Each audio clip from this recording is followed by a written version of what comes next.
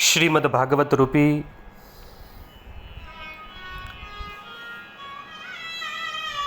આ દિવ્ય વાણી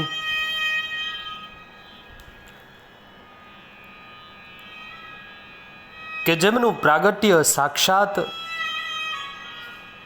નારાયણથી થયું છે.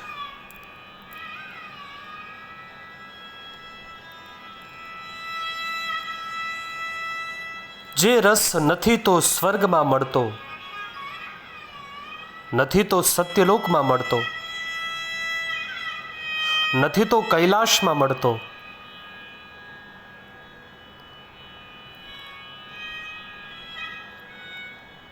ક્યાં સુધી કહું કે વૈકુંઠમાં સાક્ષાત જ્યાં પ્રભુનો નિવાસ છે એવા વૈકુંઠ ધામમાં પણ જે રસ નથી મળતો એવો અનુપમ અને અલૌકિક આ ભગવદ ગુણાનુવાદરૂપી રસ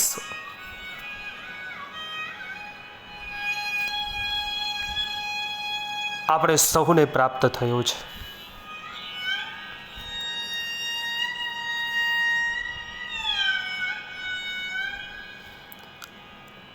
કે જેમનું પ્રાગટ્ય એ સાક્ષાત નારાયણથી છે.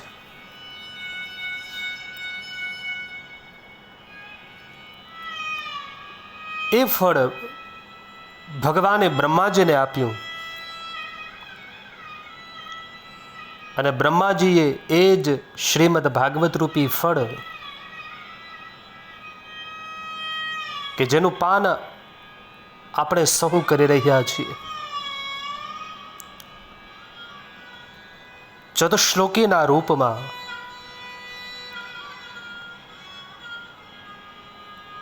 ભગવાને બ્રહ્માજીને આપ્યું.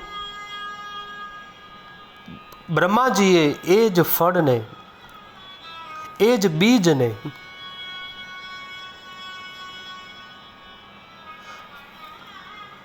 એમના દીકરા નારદજીને આપ્યું છે.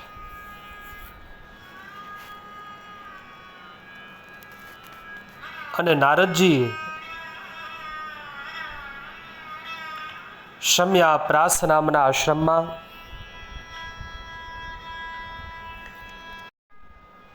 ખિન્ન થઈ અને બેઠેલા,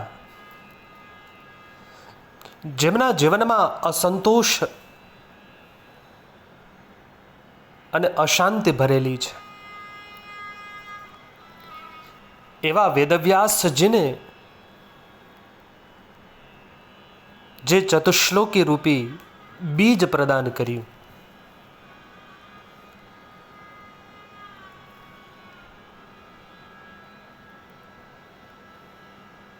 અને ભગવદ કૃપા ભગવાન વેદવ્યાસજીની ઉપર થઈ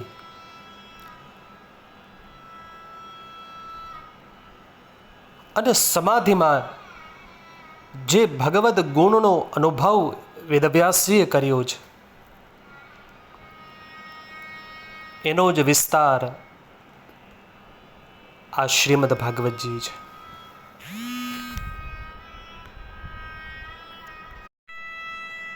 જે આનંદ ભગવાન વેદવ્યાસજીને સમાધિમાં થયો છે એ જ આનંદને જન જન સુધી પહોંચાડવા માટે સુખદેવજીને નિયુક્ત કર્યા છે.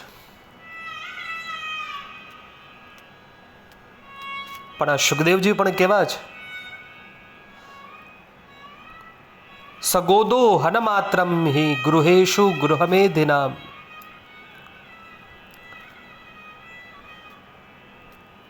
નિર્ગુણના પરમ ઉપાસક છે. ધ્યાન પણ નિર્ગુણનું કરે છે. સાકાર બ્રહ્મમાં જેની હજી સુધી મતિ નથી પણ નિર્વિકાર છે. જેમ જન્મેલું નાનું બાળક નિર્વિકાર હોય એવું નિર્વિકારપણું સુખદેવજીમાં છે.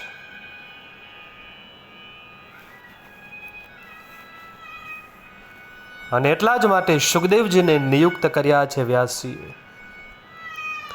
ભગવાનના ગુણો એટલા અદ્ભુત છે કે નિર્ગુણમાં પરિનિષ્ઠિત હોવા છતાં પણ સુખદેવજીના મનનું આકર્ષણ કર્યું છે. અને આકર્ષણ એવું કર્યું કે ગાય દોવાના જેટલો સમય લાગે ગાય દોતા, એટલો જ સમય જે ઘરની બારે ભિક્ષા માટે પ્રતીક્ષા કરે, એવા સુખદેવજી 7 દિવસ સુધી પરીક્ષિતને નિમિત્ત બનાવી અને આ કથા કહી છે.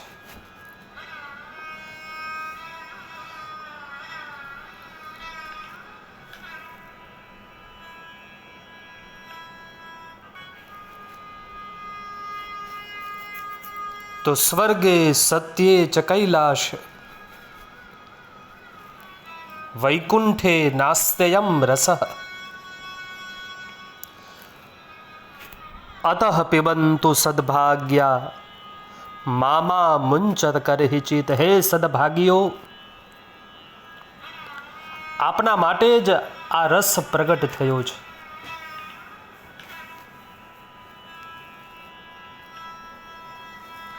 અને જરા પણ વેડફો નહીં.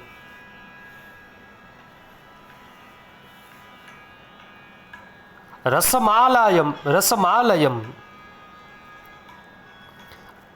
શ્રીમદ ભાગવત એ રસનો ખજાનો છે.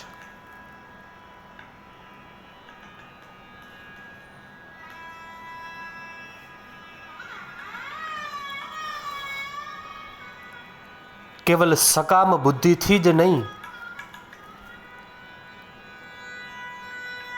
પણ પ્રભુ રાજી થાય, પ્રભુ પ્રસન્ન થાય,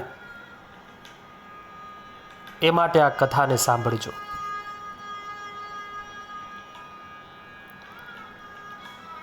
હરિશ્ચિત્તમ સમાશ્રયેત. કલિકાલમાં આપણા ચિત્તમાં પ્રભુ આવી અને બિરાજમાન થઈ જાય એવું જો શ્રેષ્ઠથી શ્રેષ્ઠ અને સરળ જો કોઈ સાધન હોય તો એ શ્રીમદ ભાગવતજી છે, જેમના માટે મુક્તિ તો બહુ નાની વાત છે.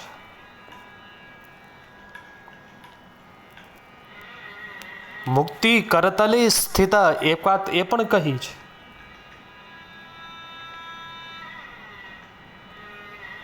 પણ મુક્તિ એ તો ભક્તિની દાસી છે.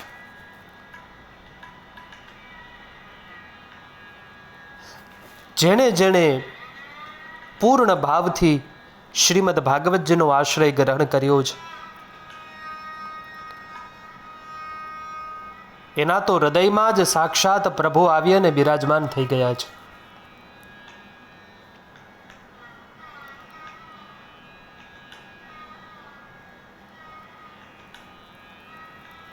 અને એવું ફળ એને આપ્યું જે ફળ નથી તો યોગથી મળતું, નથી તો તપથી મળતું, નથી તો કોઈ સાધનથી મળતું, નથી તો કોઈ ઉપાસનાથી મળતું.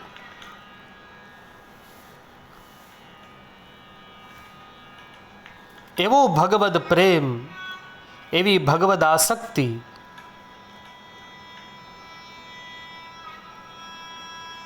શ્રીમદ ભાગવતજીએ એ ભક્તોને પ્રદાન કર્યું છે.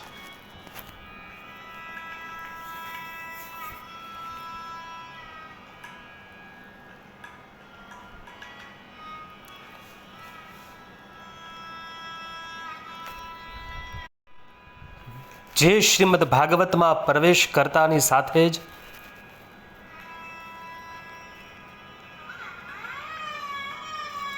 આ સંસારનો તાપ, આ સંસારના ક્લેશ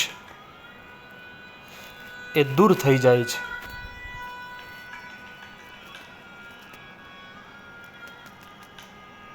દૂર થઈ જવાનો અર્થ એ નથી કે પછી દુઃખ રહેતા જ નથી. જીવન જ્યાં સુધી છે ત્યાં સુધી દુઃખ તો મળવાના જ છે. જીવન જ્યાં સુધી છે ત્યાં સુધી સંસારના ક્લેશ એ તો રહેવાના જ છે. પણ જેને પાન કરી લીધા છે શ્રીમદ ભાગવતના, હવે એના માટે દુઃખ દુઃખ રહેતું નથી. હવે એના માટે દુઃખ પણ ભગવદ પ્રસાદ બની જાય છે. શ્રીમદ ભાગવતજી એ આપણા દ્રષ્ટિને બદલવાનું કાર્ય કરે છે. સંસાર તો એવો ને એવો જ રહે છે, પણ આપણી દ્રષ્ટિ બદલાઈ જાય છે.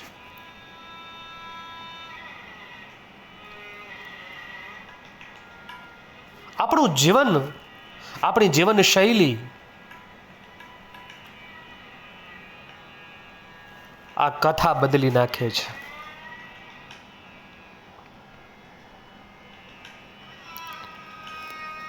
જે મનને અતિ આનંદ પ્રદાન કરનારી છે.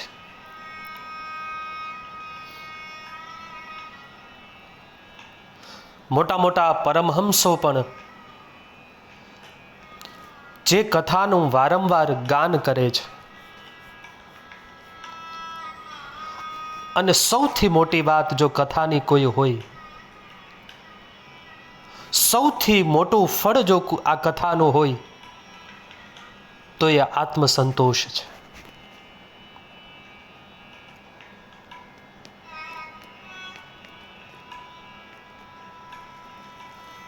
જીવનમાં મળેલો આત્મસંતોષ એ સૌથી મોટું ફળ આ જીવનનું છે.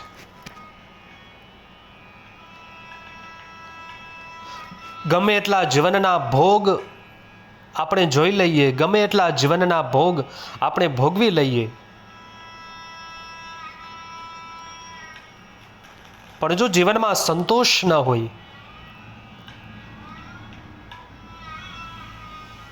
તો જીવનમાં ક્યારેય શાંતિ મળી શકતી નથી.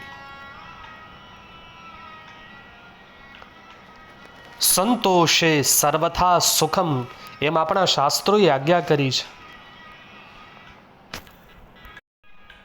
તો આત્મસંતોષ પ્રદાન કરવાનું કાર્ય એ આ શ્રીમદ ભાગવતજીની કથા કરે છે.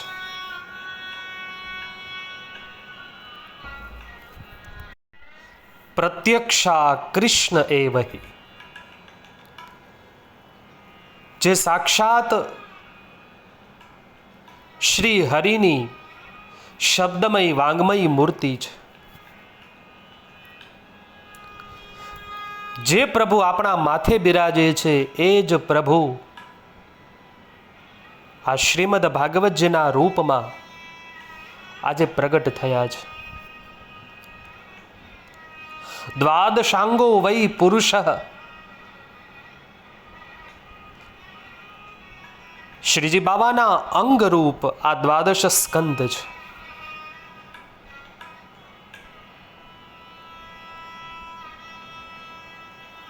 જે આપણી ભીતર ભક્તિના બીજનું રોપણ કરે છે.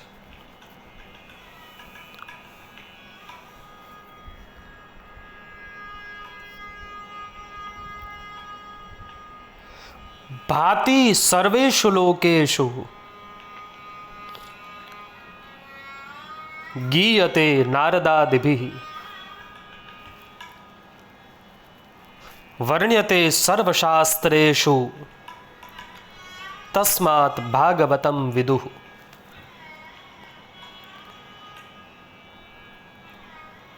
આપણા હૃદયમાં રહેલા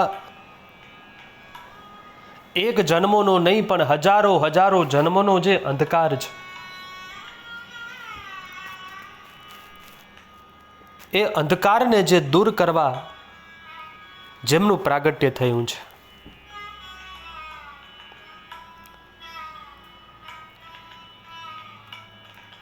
અનેક વર્ષોનો અંધકાર આપણા ઘરમાં હોય,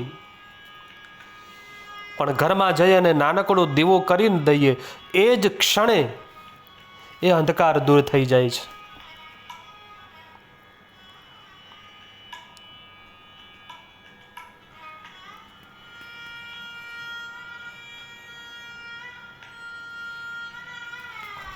ઘરના ઓરડામાં રહેલા અંધકારને દૂર કરવા માટે દીપકની જરૂર પડે છે. એમ આપણા હૃદયમાં રહેલા અજ્ઞાનરૂપી અંધકારને દૂર કરવા માટે શ્રીમદ ભાગવત રૂપી આ દીપ પ્રજ્વલિત થયો છે.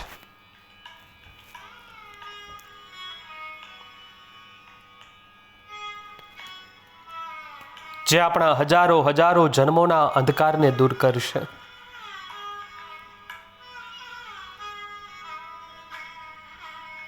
ज्ञान प्रदीप पुरा, ज्ञान सूर्य बनकर आज हमारे बीच प्रकट हुआ है. नारदादि बड़े बड़े ऋषियों ने जिनका गान किया है और जिनका वर्णन सभी शास्त्रों में है, उसी को हम भागवत कहते हैं.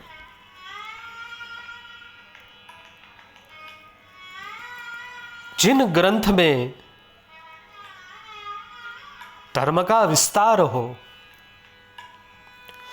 वृत्रासुर के वध की कथा हो और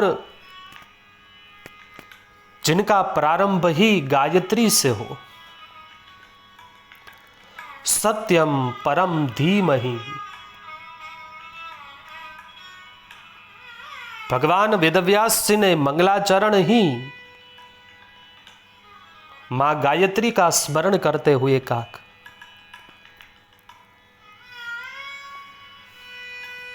हम ध्यान करते हैं उस सर्वोत्कृष्ट सत्य का.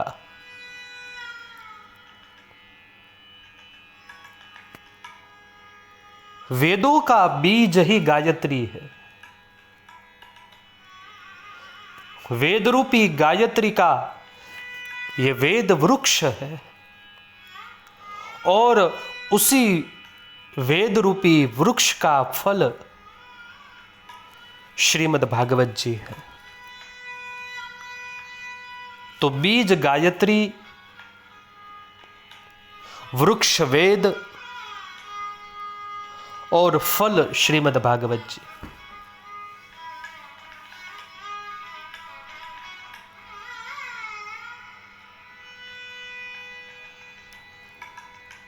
श्रीमद् भागवत जी की अद्भुतता तो आप देखिए, श्रीमद् भागवत जी की अलौकिकता हम देखें कि जहां ऐसे धर्म का निरूपण हुआ है कि जिस धर्म में कोई कापट्य, कोई कपट नहीं है. धर्म प्रोजिदकई तवोत्र परमो निर्मत्सराणाम सताम, प्रकर्षेण उज्जितः त्यक्तः.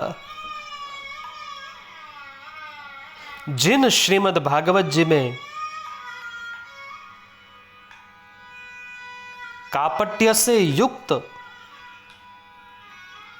धर्म को त्यागा है,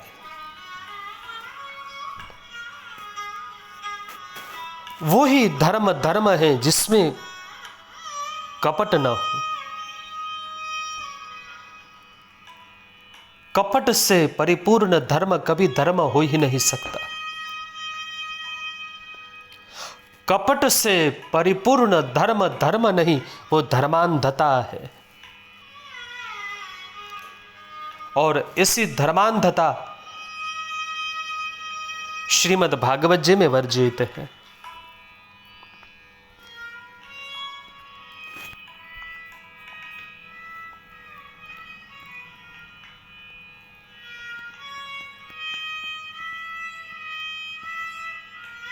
ऐसे श्री हरि स्वरूप श्रीमद् भागवत जी का हम आश्रय ग्रहण करते हैं कि જેમના આશ્રય ગ્રહણ કરતાની સાથે જ આપણો અહમ ભાવ શૂન્ય થઈ જાય છે.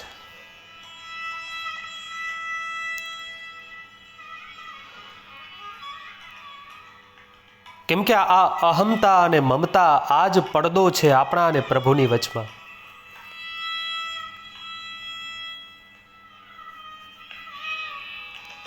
કેમ કે નહીં તો આપણે અને પ્રભુ ક્યાં અલગ છે?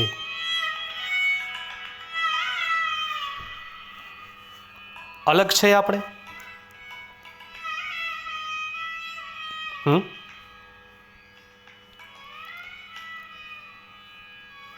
જો અલગ હોત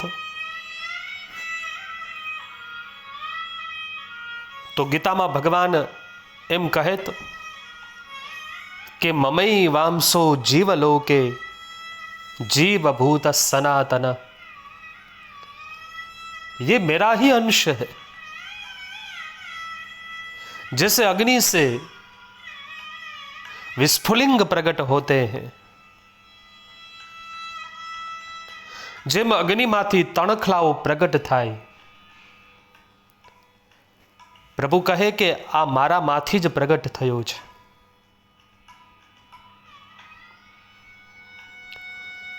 દ્વા સુપર્ણા સયુજા સખાયા સમાન વૃક્ષમ પરિશસ્વ જાતે તયોરન્યમ પીપલમ સ્વાદુ અત્તિ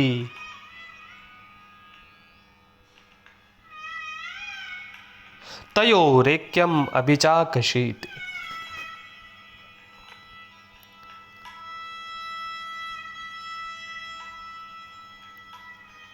हम और प्रभु एक ही है. हम प्रभु के ही अंश है.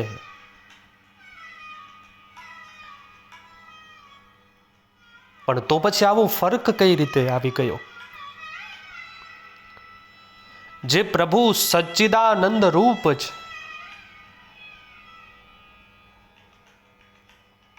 એનો અંશ આવો દુઃખી કેમ હોય? પ્રભુનો અંશ હોવા છતાં પણ આપણા બધાની અંદર આવી અશાંતિ કેમ છે? પ્રભુના અંશ હોવા છતાં પણ આપણા ક્લેશ કેમ દૂર થતા નથી?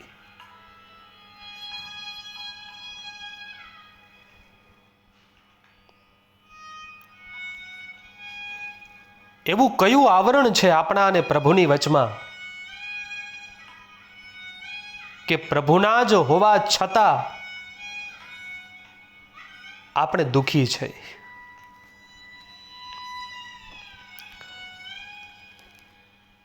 હવે વિચાર કરવાની આવશ્યકતા છે.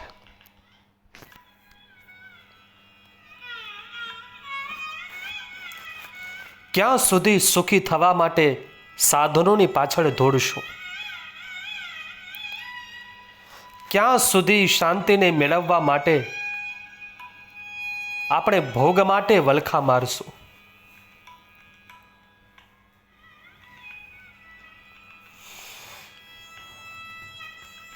શાંતિને ગોતવી ન પડે. શાંતિ તો આપણું સ્વરૂપ જ છે.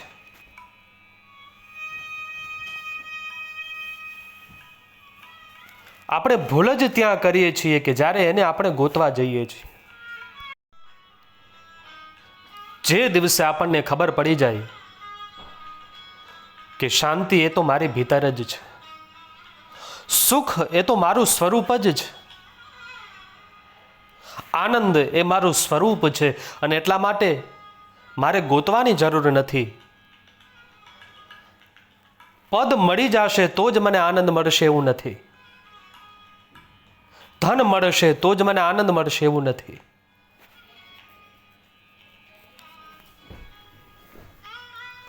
અને એટલા જ માટે ભગવાને ભિન્ન ભિન્ન અલગ અલગ લોકોને આ સંસારમાં બનાવ્યા છે. કોઈ ધનવાન છે, કોઈ દરિદ્ર છે, કોઈ રૂપવાન છે, કોઈ કુરૂપ છે, કોઈ પદવાળું છે, કોઈ પદ વગરનું છે.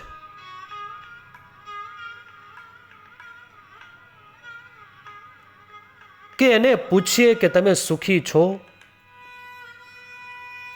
શું આપને પદ મળ્યું? આ પદ મળવાથી આપને સુખે મળી ગયું? આપણે ધન મળ્યું તો આ ધનથી આપણે શાંતિ મળી ખરા?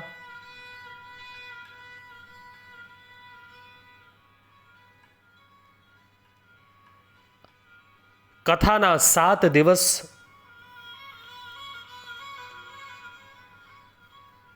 એ આપણે સ્વયં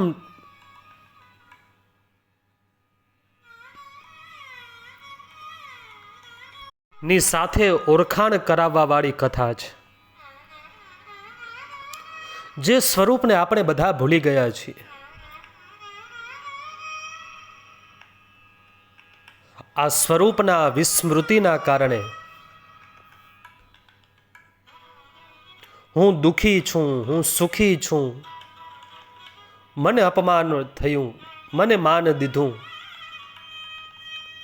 આવા દ્વંદ્વાત્મક જીવન આપણે બધા જીવી રહ્યા છીએ.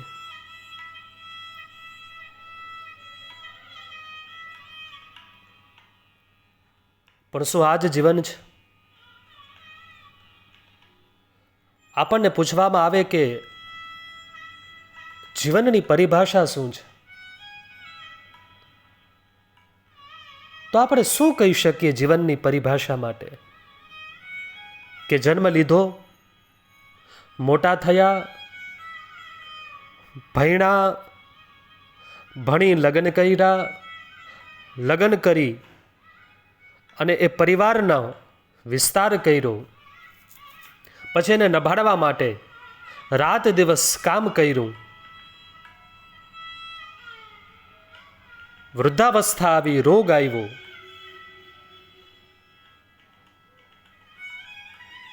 અને જીવનને પૂર્ણ કર્યું. શું આ જ જીવનની પરિભાષા છે કે જેનો પ્રારંભ જન્મથી થયો હોય, જન્મથી મરણ સુધી ની આ જે યાત્રા છે, શું એ જ જીવન છે?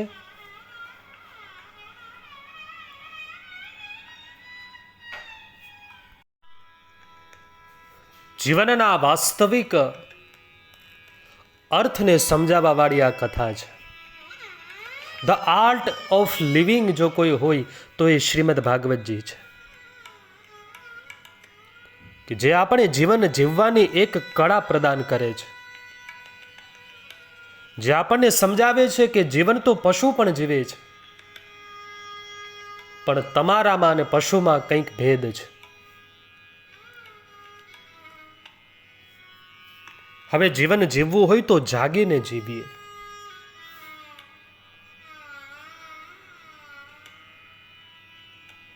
ક્યાં સુધી સૂતા રહેશો આ અજ્ઞાનની નિદ્રામાં? હવે તો જાગીએ અને જાગીને જોઈએ કે કેવું સુંદર આ જીવન છે, કેવું સુગંધિત આ જીવન છે,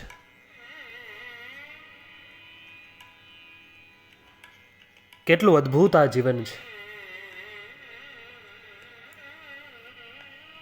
તો જીવનની વાસ્તવિકતાના દર્શન આપણને આ કથા કરાવે છે. અને એટલા માટે આ સમયે સૌથી વધારે આવશ્યકતા કથાની છે.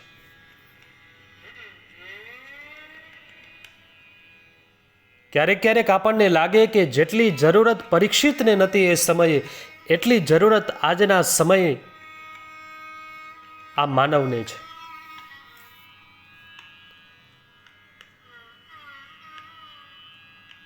કેટલું ડિપ્રેશન આજના આ યુવાનોમાં છે. આજે બધું હોવા છતાં પણ શા માટે આપણે દુઃખી છીએ? આપણે ક્યાં પહોંચવું છે એ આપણે સ્વયંની જાતને પૂછવું જોશે. આપણે સ્વયંને પૂછવું જોશે કે શું નથી મળ્યું કે જેના માટે આપણે ડિપ્રેશનના શિકાર થઈ રહ્યા છીએ. આપણે શું જોઈએ છે કે જેના માટે આપણે રાત અને દિવસ વલખાવું મારીએ છીએ.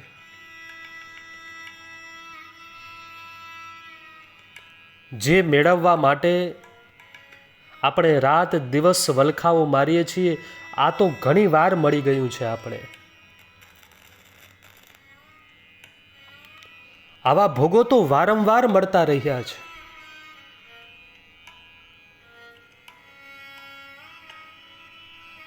ये जीवन हमारा नया नहीं,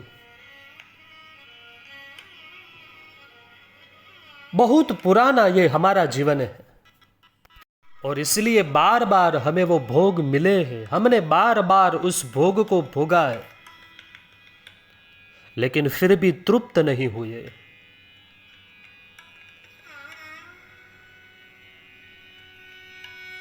तो जब हमारे अहम भाव, जब हमारा ममत्व शून्य होगा, तब प्रभु प्रकट हो जाएंगे. हमारे और प्रभु के बीच में ये जो आवरण है, वो आवरण का नाम ही अहमता और ममता है. ये मैं और मेरा